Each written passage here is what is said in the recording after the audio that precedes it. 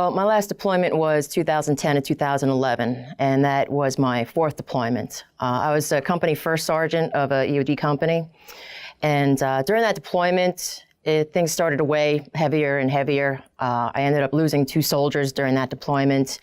It just started to wear on me there, the amount of deaths and the things that were going on, the post-blast investigations that we were doing, and walking and trying to sift through as respectfully as we can the mess that was left after something detonated, and help find who did it.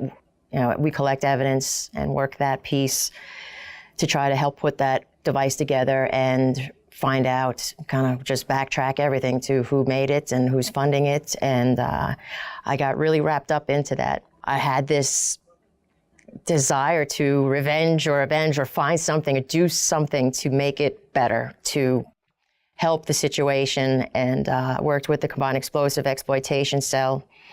And we did the investigation portion of a lot of the IED events, any explosive events.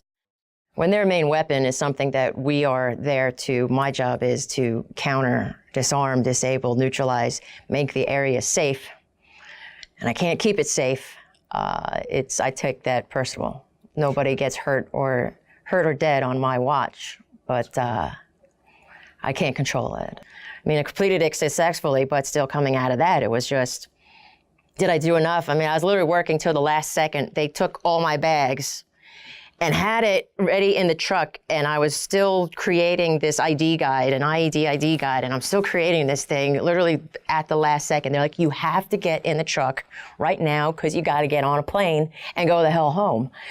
I got placed up in the division headquarters, and my job and operational tempo shifted quite a bit, going from having soldiers, even from a student perspective, then to just being on a division staff. And as a sergeant major, there wasn't a whole lot for me to do, which unfortunately gave me a lot of time to start focusing on me, which is never a good idea. I'm better at focusing on my soldiers and the issues at hand than focusing on myself and my own issues at hand.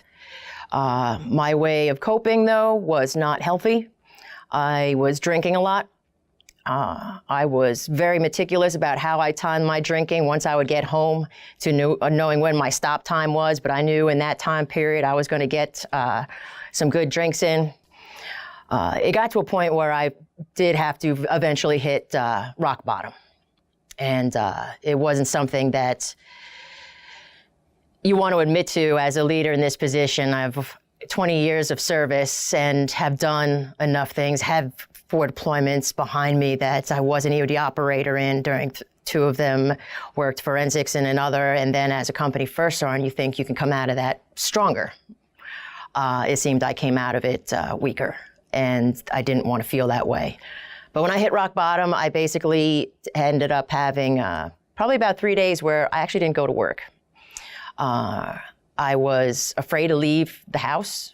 I was drinking, and the thought of getting help wasn't on my mind. As it turned out, on that 3rd day, one of my battle buddies that I went through the academy with, another sergeant major, was noticing that I was gone, and found out from one of the civilians that I worked with where I lived, and the 2 of them came to my house.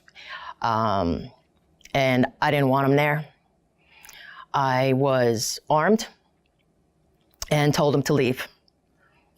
Just getting into that point of such anxiety, and I don't know, it's hard to describe the feelings that you end up having at that time, but I wasn't myself, and I wasn't fully present and capable of doing anything.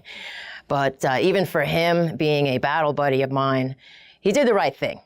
He called the police. Police came, they worked it out, got me down, and then they brought me to behavioral health. I was diagnosed basically then with PTSD, but I didn't want to go to behavioral health. As a first sergeant, as a key leader, you don't want to get the help that you need. And you think that you can maintain and remain stoic and not appear weak or unable or incapable in front of your soldiers.